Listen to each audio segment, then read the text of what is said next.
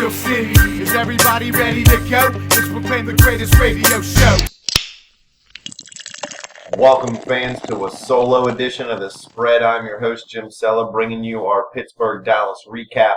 Dash is on hiatus for a day or so while we get some technical difficulties figured out. The Pittsburgh Steelers were at home taking on the Dallas Cowboys. I was a little more optimistic about the game. Dash actually had Dallas beating Pittsburgh. I don't remember what his final score was. I had Pittsburgh winning 29-28 and winning because of a two-point conversion. All the rage right now on social media is the Steelers lost because of the two-point conversion. Mike Tomlin attempted 4 two-point conversions, 4 failed two-point conversions. The Steelers lost by 5 points. So I'm not quite sure how people are doing the math and getting the fact that the two-point conversions were the reason we lost this football game, because they were not. Were they a great idea? I'm not going to say no, because the Steelers have converted over 80% of their two-point conversions over the last 2 seasons. That's the best in the NFL by far. So I'm not going to criticize them for going for 2. I see a lot of people criticizing them for going for 2 on the first touchdown. This isn't a video game. This is real life. This is the NFL, blah, blah, blah. Well, guess what? None of you people were criticizing Tomlin or Haley whenever the Steelers were converting these two-point conversions last year at a historic rate. I think they were 8 of 11. So I have no problem going for 2. I do feel like they kind of chased the two-point conversion after missing the first one, and then especially after missing the second one. Maybe they had a sense of urgency. We need to get those points back. So I don't know if I would have went for it there, but again, I'm not going to criticize Tomlin. I'm not going to criticize the Steelers. They just missed one when Ladarius Green dropped that one in the back of the end zone, although that was the first play he's had all season where he touched the football. So I'm not going to criticize him there. And then they missed another one when Fitzgerald Toussaint jumped in front of, I forget who it was. He kind of dove in front of the football and tipped it away. Toussaint almost made the play, but unfortunately for the Steelers, he did not, and they missed that one. So if those 2 go right, Steelers have 4 more points right there. The game doesn't look so lopsided. People aren't criticizing Tomlin. I'm so sick of hearing all the fire Tomlin. He's this against sub-500 teams. He's that against sub-500 teams. Go back and look at everybody that's beat the Steelers this season. Right now, they're all playing winning football. I think maybe the Philadelphia Eagles might have dropped under 500, but they were playing winning football at the time. I don't think the Steelers are as bad as this 4-game losing streak is. I said it last week when I said I don't think they're as bad as a 3-game losing streak. Are they a Super Bowl contender? Probably not at this point in time, at least. There are a lot of reports coming out that Cam Heyward tore his pectoral muscle in this game, so he may be out for the rest of the season. I have not seen it reported by a legitimate news outlet yet, so I'm not going to jump on that bandwagon, but I just want to let fans know that it's a possibility. That could be the biggest loss out of this game. The Cincinnati Bengals lost. Yes, the Ravens are a little bit ahead of us. Yes, the Steelers are 4-5. Yes, they had a 4-game losing streak. But no, it's not quite time to hit the panic button. They still have a pretty good shot at the playoffs. Now, that said, if they make the playoffs, that doesn't mean they're going to be able to do much after some poor performances. But this game, I don't think it's as bad as what people are saying. Look, Ben Roethlisberger was 37 of 46. He threw for 408 yards and 3 touchdowns. That last drive, he looked like Dan Marino. The fake spike was perfected. That was perfection at its best there to Antonio Brown. The defense didn't see it coming. Ben put it where it needed to be. Brown caught the football. The biggest problem for the Steelers in this game was really lack of execution and timely penalties. The Steelers toned it down this week. They had 4 penalties for 40 yards. The Cowboys had 10 penalties for 98 yards. The week prior, the Steelers had 12 penalties for almost 100 yards, and everybody was screaming they need to calm down. Well, they did calm down. Unfortunately, the face mask penalty to Sean Davis, and I forget the other penalty that was late in the game, they were timely penalties. They really cost the Steelers because of where they came in the football game, not necessarily how many yards they gave or how many penalties they got. Those are rookie mistakes. People were screaming they wanted to see the rookies play. Well, this is what happens when rookies play. They make mistakes. Artie Burns played more snaps than Willie Gay. It seems like Willie Gay is slowing down a little bit in his older age, and he's not really able to keep up with those outside receivers as much. So you're going to have to live with these growing pains. It's just going to be the way it is. The biggest problem, again, for Pittsburgh The timely penalties, the lack of execution. The Steelers were still terrible on third down, only 4 of 10, while the Cowboys were 7 of 13. The Cowboys held the ball for less than 1 minute longer than Pittsburgh. Everybody's acting like we got completely dominated. We did not get completely dominated. We lost this football game because there was a couple guys who have to take accountability for bad plays, and that was really it. I don't like to blame a lot of losses on one play here or there or one bad call by a ref, because I like to believe that collectively a good team overcomes those obstacles.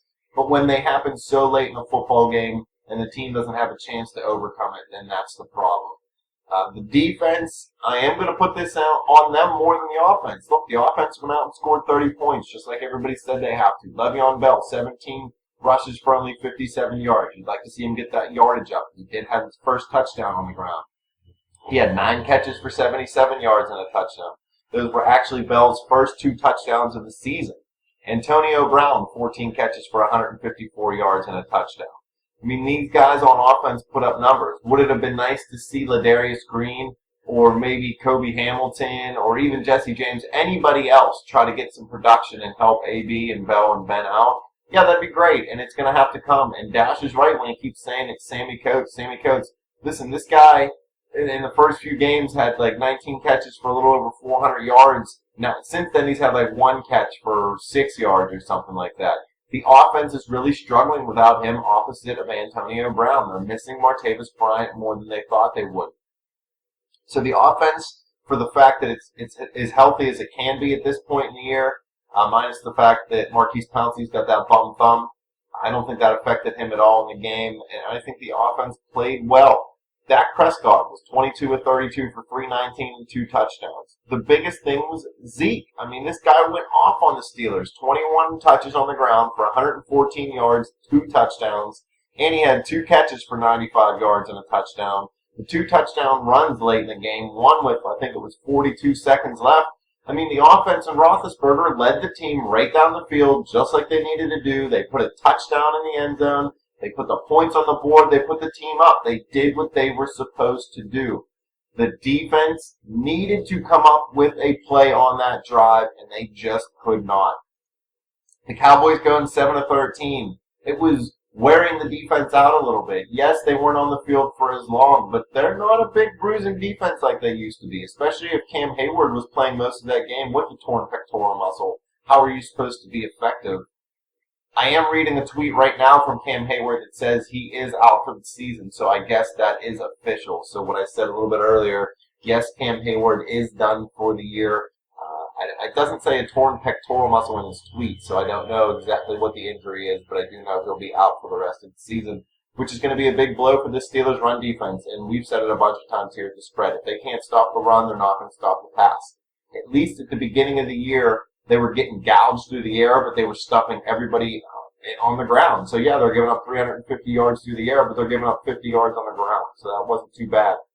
Now you're giving up 100 or 200 yards on the ground every week. You're going to give up 300-400 yards through the air.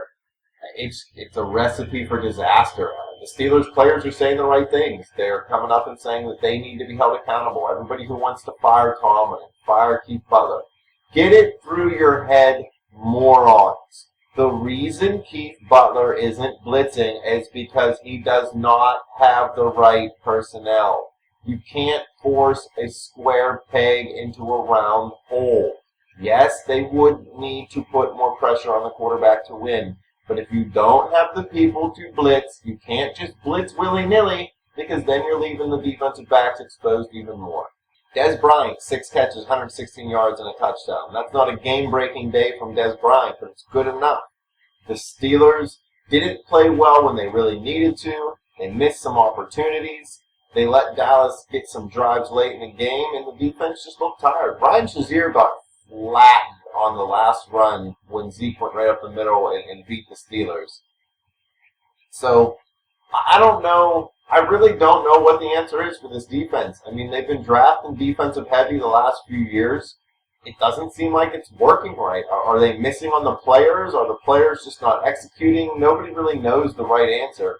But this defense has some talent. Ryan Shazier is a good player. Artie Burns is a good player.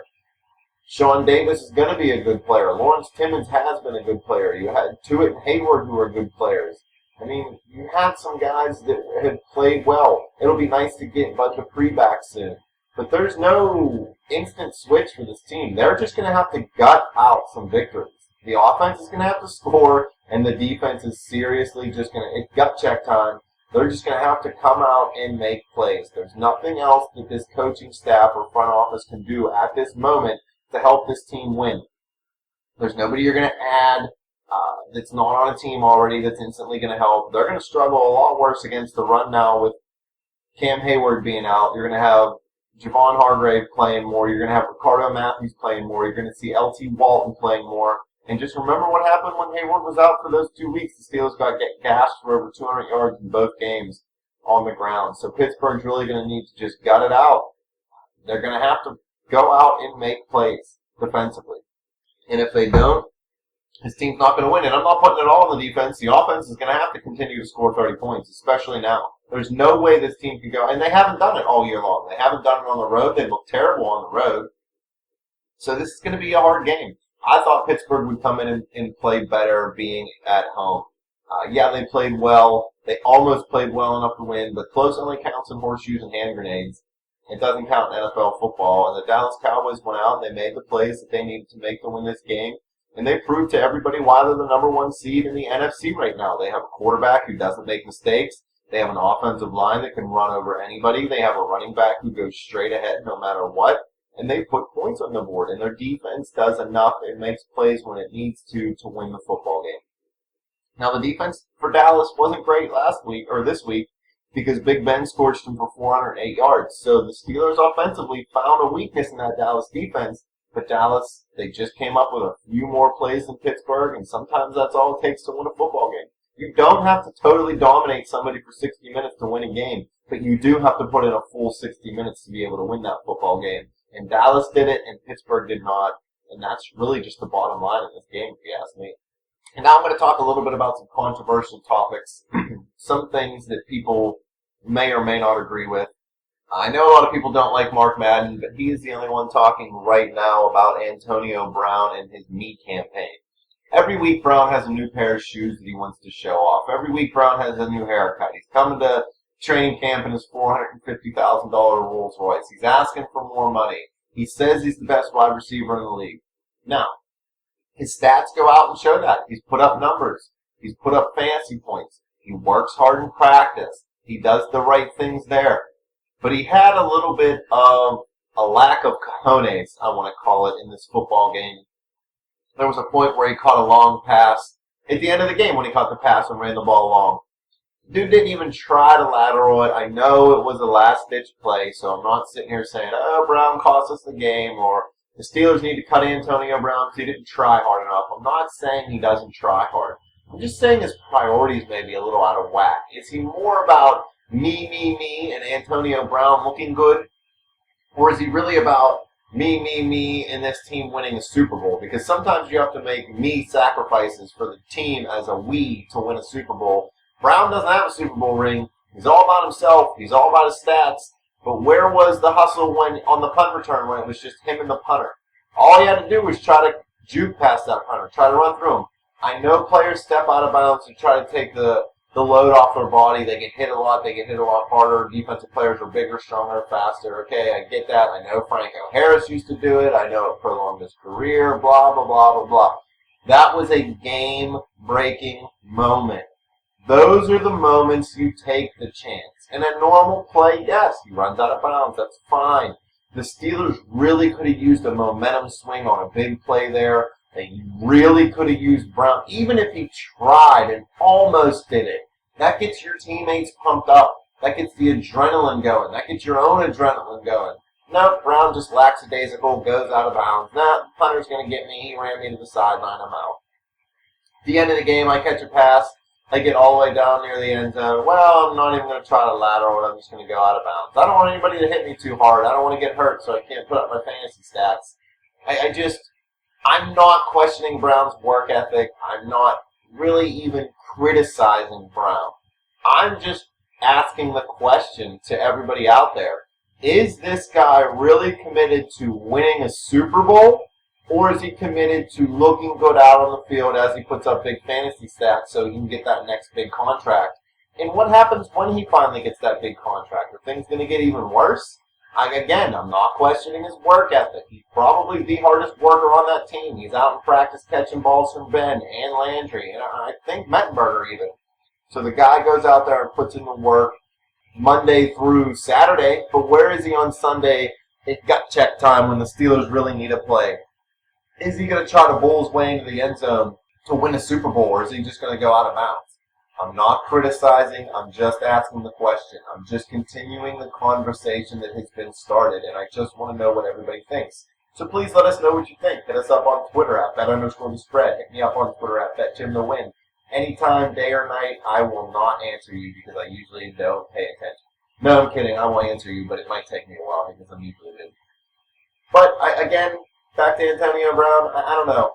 I don't know if he's lack of hustle. I don't know what to call it. I'm not criticizing him. I would just like to see a little more desire, I guess, out of these guys. They go out there, they're trying hard, but are they really trying hard? Are they really giving it their all, or is this team a bunch of me guys quietly, not guys who come out and thump their chest and boast I'm the greatest, but just kind of in their head, is this team a real collective unit? Because that's what it takes to win a championship. I don't like comparing sports, but look at the Pittsburgh Penguins last year. They struggled through pretty much the whole regular season until February and March when they finally put it together, when they put together a group of players at the trade deadline who finally gelled. I'm not comparing the Steelers saying they need to go out and get new players. All I'm saying is that locker room came together for that run last year for the Penguins. There were players sacrificing themselves to get that championship. It didn't matter if they got hurt. Nick Bonino was playing on like a broken foot. He didn't care. He wanted to help the team win. Is that same desire there with these Pittsburgh Steelers? Because I'm not seeing it right now.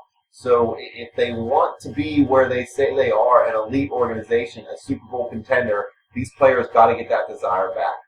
Fans, questions, or comments, like I said before, hit us up on Twitter at @bet_the_spread. Hit me up on Twitter at @BetJimTheWin. That's all I got for you today. Keep coming back to the Facebook page, facebook.com/BetTheSpread. Keep coming back to YouTube and click and subscribe. We will have our Steelers recap, our fantasy show, and our pick show up for you soon as we get these technical difficulties finished. Again, sorry it was just me. There was no Dash. I know he's everybody's favorite. We'll get him back soon. Peace out.